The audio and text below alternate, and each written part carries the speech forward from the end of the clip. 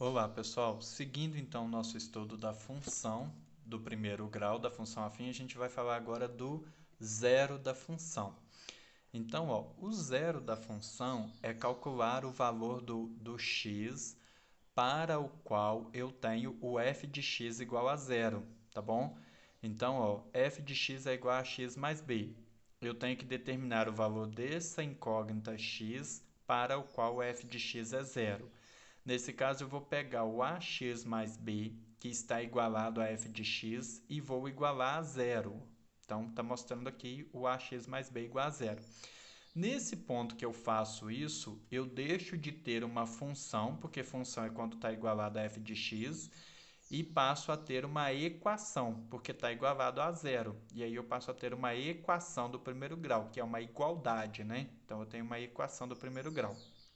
E aí, eu preciso resolver essa equação. Então, isolo x, jogo b para o outro lado negativo, o a está multiplicando, passa dividindo. Aqui dá para a gente entender bem aquela ideia da equação, porque o b está somando com o termo ax. Então, a minha variável é x, né? Vale lembrar que a minha variável é x, que eu já falei que a e b são coeficientes, então são números.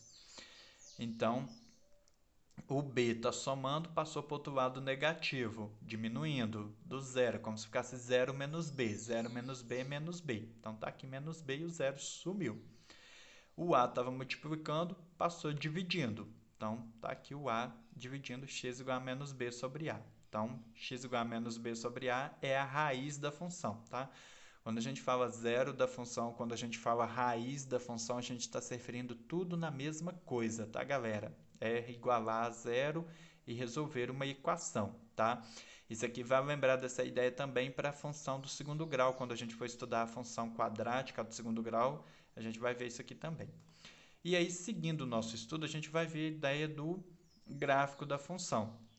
Então, para pegar o gráfico da função, para construir o gráfico da função, eu peguei a função que eu tinha dado como exemplo lá no outro vídeo, do 5x menos 3. Então, f de x igual a 5x menos 3. E aí, eu coloquei aqui, obter dois pontos. Por quê? Porque o gráfico da função do primeiro grau, da função afim, ele é uma reta. E a condição de existência de uma reta é que eu tenha dois pontos, né? Condição fundamental de existência da reta, que eu tenha dois pontos. Isso é regra, lei da matemática. Então, olha só, eu vou obter dois pontos como, então? Eu vou atribuir, eu vou impor dois valores para x e calcular os respectivos valores de f de x.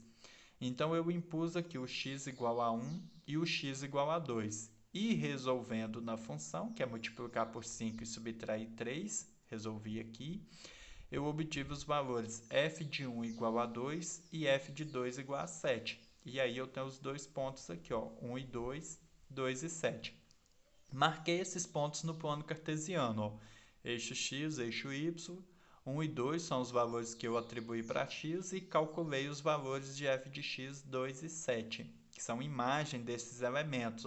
O 2 é a imagem do 1, o 7 é a imagem do 2. Então, calculei, marquei os pontos e tracei a minha reta. E aí eu tenho uma reta crescente, tá, galera? Aprende a identificar isso, crescente, decrescente. Eu sempre analiso nesse sentido, da esquerda para a direita. Então, para cá é esquerda, que é a origem, então esquerda e direita. E aí, da esquerda para a direita, se a minha reta estiver subindo, ela é crescente. Se ela estiver descendo, ela é decrescente. Então, aqui da esquerda para a direita, a minha reta está crescendo. Então, a minha função ela é crescente. O meu A, eu expliquei isso no outro vídeo, né? De acordo com o sinal do coeficiente A, o A é igual a 5, então ele é positivo, é maior que zero. E aí a minha reta é crescente. E aí vale lembrar que as grandezas, eu falei isso no início, que a função afim ela descreve a relação entre as grandezas diretamente proporcionais e grandezas inversamente proporcionais. Então, nesse caso aqui, que eu tenho a reta crescendo, essas grandezas aqui, representadas algebricamente por x e por y, essas grandezas são diretamente proporcionais. Eu abreviei, tá? Grandezas diretamente proporcionais. Se você achar que você não consegue identificar essa abreviação aqui, GDP, e associar ela como grandeza diretamente proporcional, aí você escreve, né? Você copia no seu caderno e escreve grandeza diretamente proporcional, né? Para você fazer uma legenda aí para você saber. Mas toda vez que você pegar um gráfico de uma função, que você tiver lá uma reta crescente, associa já, gente, esses conhecimentos, ó. É uma função crescente. Sem você conhecer, você pode saber que o coeficiente A ele é positivo, ele é maior que zero, e que a relação que aquele gráfico está descrevendo entre as grandezas é uma relação de grandeza diretamente proporcional. Beleza? São conhecimentos que você pode inferir aí, aferir, inferir num gráfico aí. Seguindo, vou trocar aqui a minha folha. E aí, na nossa próxima folha, gente, nós vamos ter aqui um outro gráfico de uma função, da função que eu peguei, eu usei ele como exemplo lá também, 8 menos 2x. E aí percebam que aqui eu não usei a ideia do atribuir valor para x, não, mas eu obtive 2 pontos também. Qual a ideia que eu usei aqui? Bom, quando eu pego uma função do primeiro grau para traçar o gráfico, eu já posso impor, gente, que um dos pontos dessa função é o ponto 0 e o meu coeficiente b. Aqui o meu coeficiente b é 8, então eu coloquei o ponto 0 e 8. Então, qualquer função afim do primeiro grau, um ponto para você traçar a sua reta, você já pode colocar aqui o ponto 0 e o seu coeficiente b que você identifica na função. Por quê? Porque quando você põe que o x é 0, 0 e o coeficiente b, você está impondo que o x é 0, né? Para ordenado, é x e y, então é o valor de x. Então, x é 0. Percebam aqui na função afim, ó, f de x igual a x mais b, e aí f de 0 igual a vezes 0 mais b, né? O meu x vale 0. F de 0, a vezes 0 é 0, mais b, 0 mais b é b. Então, meu f de 0 é b. Então, sempre meu f de 0 vai ser b. E sempre o meu coeficiente b na função, sempre o coeficiente b na função será a imagem do elemento 0 de x, tá? Então, olha só, um ponto 0 e b. O outro ponto é o ponto 4 e 0. Ó, deixa eu voltar aqui, é o ponto 4 e 0. Como que eu cheguei a esse ponto? Calculando a raiz da função. Esse 4 é a raiz da função. Então, eu peguei a função 8 menos 2x, igualei a 0, resolvi uma equação e achei o valor de x igual a 4.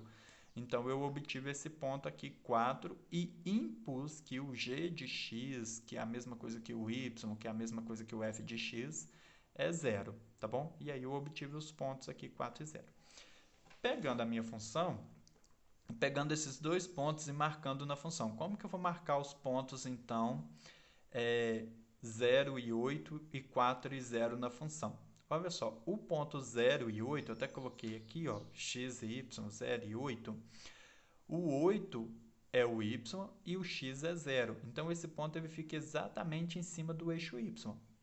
Toda vez que a sua abscissa for 0, abscissa é o x. Toda vez que o x for 0 e você tiver uma ordenada y qualquer, esse ponto vai ficar em cima do eixo vertical, em cima do eixo y. Então, aqui ficou no ponto 8, porque era 0 e 8. A mesma coisa acontece com o ponto 4 e 0. Toda vez que você tem, eu coloquei aqui no cantinho, ó, tá vendo aqui? Toda vez que você tem uma abscissa qualquer e a sua ordenada é 0. Então, se a ordenada é 0, o ponto fica em cima do eixo das abscissas. Então, o ponto no plano cartesiano fica marcado em cima aqui do 4, porque eu tenho 4 e a minha ordenada é 0. Então, obedece a regra da ordenada 0, o ponto fica em cima do eixo das abscissas, e a minha abscissa é 4. Beleza? Então, vou até repetir isso aqui, ó. Se a abscissa for 0, o ponto fica em cima do eixo das ordenadas. Se a ordenada for 0, o ponto fica em cima do eixo das abscissas. E se os dois for 0, aí o ponto fica aqui na origem, quando os dois é 0, tá bom? E aí aqui eu vou falar também que o meu A ele é um coeficiente angular. Por quê? Porque é ele que vai definir a inclinação da minha reta em relação ao eixo das abscissas ao eixo x. Eu vou deixar para aprofundar um pouquinho mais essa ideia quando eu estiver falando de equação da reta e quando eu estiver falando também das razões trigonométricas, seno, cosseno, tangente. Aí, de repente, eu gravo um vídeo explicando só essa ideia aqui do A ser coeficiente angular, né? Por enquanto, nós vamos ficar só com essa informação. O meu coeficiente A da função afim, ele é coeficiente angular. Quando eu estiver falando de equação da reta, aí eu falo mais sobre essa ideia aqui. Tranquilo? Então, eu vou parar o meu vídeo de novo e eu vou seguir no próximo vídeo falando sobre a função afim, beleza?